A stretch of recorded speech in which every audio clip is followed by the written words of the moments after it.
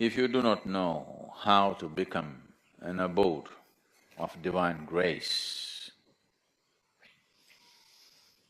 there are other simpler ways of getting there.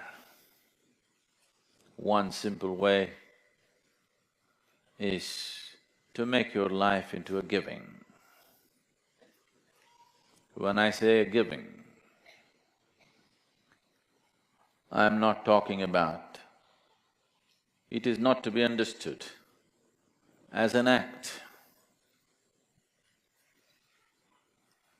because giving as an act is a deception. Because what can you give? Everything that we have, including this body, we have taken from this planet. What we can give is only a paltry part of what we have taken. Giving as an act could be very deceptive and could turn ugly. But if your giving is your way of being, if your way of being is giving, and your actions are only a manifestation of your way of being, there is no way to avoid that. If you establish your way of giving, when you open your heart to give, the grace of the divine invariably seeps in. That's inevitable. It is not what you give which makes the difference. It is just that for some reason you opened yourself up. That's what makes the difference. If you do not know how to simply sit here and become a doorway to the divine,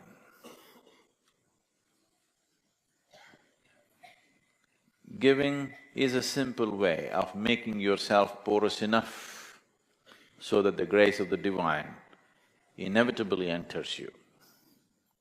It is in setting boundaries that we have denied ourselves the possibility of the divine. Every time we hold back, we set boundaries. And when we set boundaries, we deny ourselves the ultimate possibility. If you become a constant state of giving, when I say a constant state of giving, if your every step and every breath is a process of giving, that is, you have made your life into your contribution, you will naturally arrive at a state of union which will set the necessary foundations for a cosmic possibility. It has been my fortune and privilege that at a very early age, I became a witness to a certain state of giving, a certain transaction which was beyond anybody's understanding who was there, including mine. I have told you, probably many of you, a few times, about my great-grandmother, who lived up to be 113 years of age. Because she would never die, people thought she's a devil of a woman. She buried her husband, she buried all her children, a few of her grandchildren, and I think even a couple of her great-grandchildren. But she wouldn't die, 113 years of age. I have seen her in various kinds of states, but it is her sense of giving which needs to be looked at.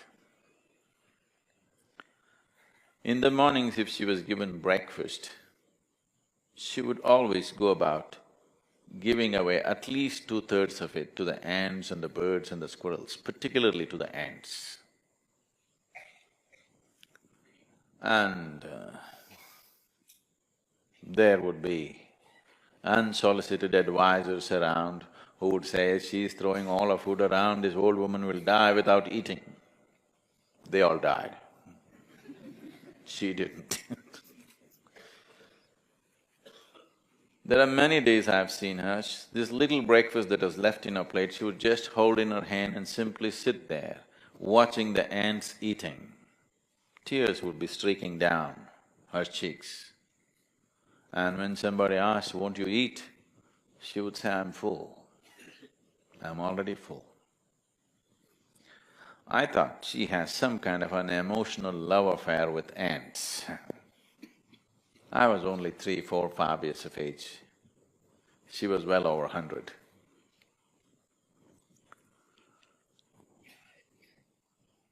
It is many, many years later, I realized there's another way to transact with the world.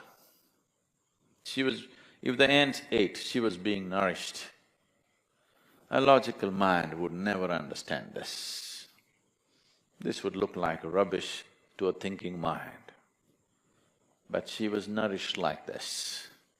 It is this nourishment which gave her an extraordinary longevity. Life happens in many ways. Your nourishment is not just through the food that you eat. Even now, only 25 to 30% of the nourishment comes from the food that you eat. The rest of it is the air that you breathe, the water that you drink and the sunlight. Without these things, you will dissipate. So giving is… First, I want you to understand, you have come with nothing, so you cannot give. We're just trying to deceive the Creator. We are giving. There's nothing to give. We just act it out. He also kind of plays along, so it's okay. We are playing a game. We are smart, so we're trying to deceive him. But he's intelligent, so he plays along. He's wise, so he plays along. There's nothing here to give. Everything is that we have picked up from here. We take a lot and give little, and that's the only way you can live. Doesn't matter how much you give, what you have taken is bigger than what you have given, always. That's the only way life can be. So don't make too much out of giving.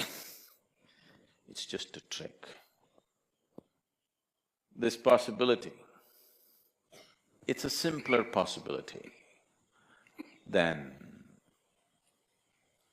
if you do not know anything, if you do not know any other mode of opening yourself up to the creation. This is a simple possibility, just making every act, every breath into your process of giving, seeing how you can contribute to everything around you, no matter what you're doing. You will see, in 24 hours' time, you will be so rich. The experience of life, the beauty of life will set a glow on your face just like that, simply because that's how you are.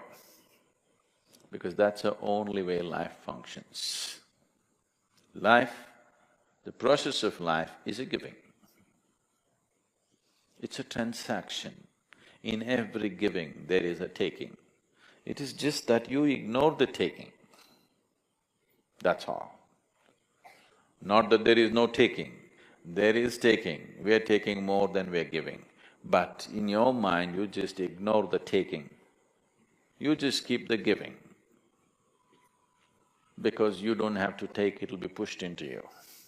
The process of life is a giving. It's a transaction.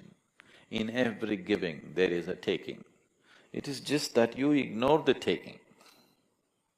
That's all. Not that there is no taking. There is taking. We are taking more than we are giving.